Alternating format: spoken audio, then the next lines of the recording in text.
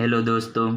तो इस वीडियो में मैं 5 ऐसे स्टॉक के बारे में बात करने वाला हूं जो आने वाले टाइम में ज़बरदस्त रिटर्न दे सकते हैं। और यहाँ पर जो मैं स्टॉक के बारे में बात करने वाला हूं वे स्टॉक ब्रेकआउट हो गए या फिर आने वाले टाइम में ब्रेकआउट देंगे।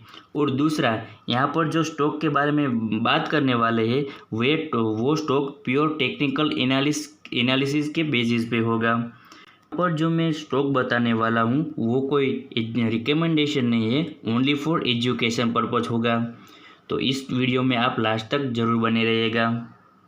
यहाँ पर हमारा सबसे पहला स्टॉक है Indian bank on 1 day time frame.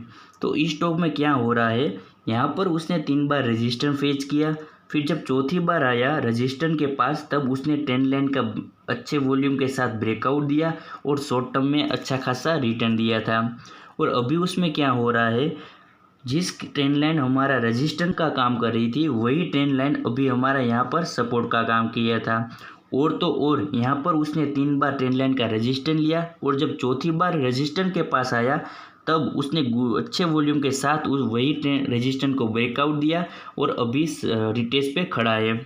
तो यहाँ से हम पोजीशन बना सकते हैं। और स्टॉप लॉस के बारे में बात करें, जिस कैंडल ने रेजिस्टेंस को ब्रेक किया है वही कैंडल का लो रख सकते हैं, यानी कि 528 हमारा स्टॉप लॉस रख सकते हैं। और टारगेट के बारे में हम बात करें तो जो ये डिस्टेंस है वही डिस्टेंस हम टारगेट रख सकते हैं, यानी कि 638 हमारे टारगेट रख सकते हैं।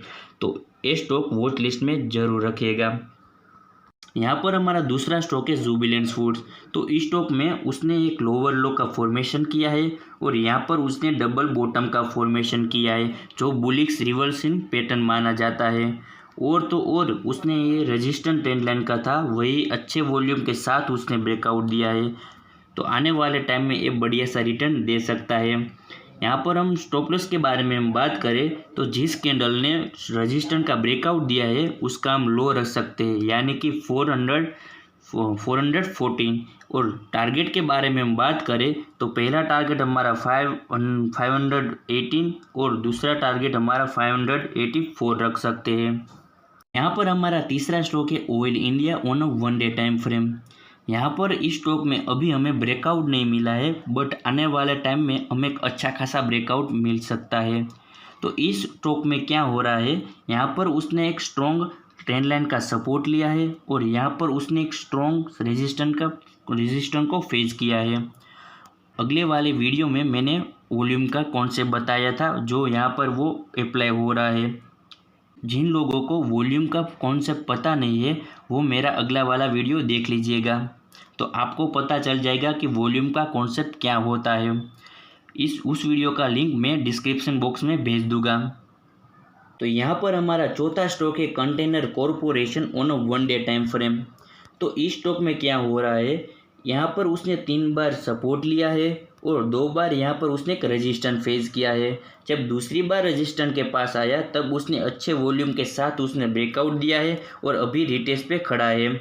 और तो और जब रिटेस्ट पे आया है तब उसने बुलिश इंगल्फिंग कैंडलस्टिक पैटर्न का फॉर्मेशन किया है जो बुलिश कैंडलस्टिक पैटर्न माना जाता है।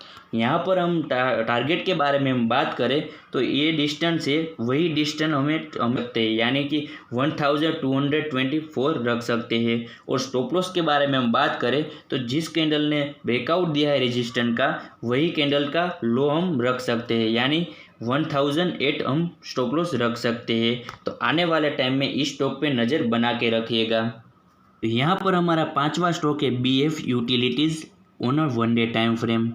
तो इस स्टॉक में क्या हो रहा है, यहाँ पर उसने 3 बार एक ट्रेंड लाइन का सपोर्ट लिया है और 2 बार उसने एक ट्रेंड लाइन का रेजिस्टेंस लिया है। और जब तीसरी बार रेजिस्टेंस के पास आया तब अच्छे वॉल्यूम के साथ उसने ब्रेकआउट दिया है।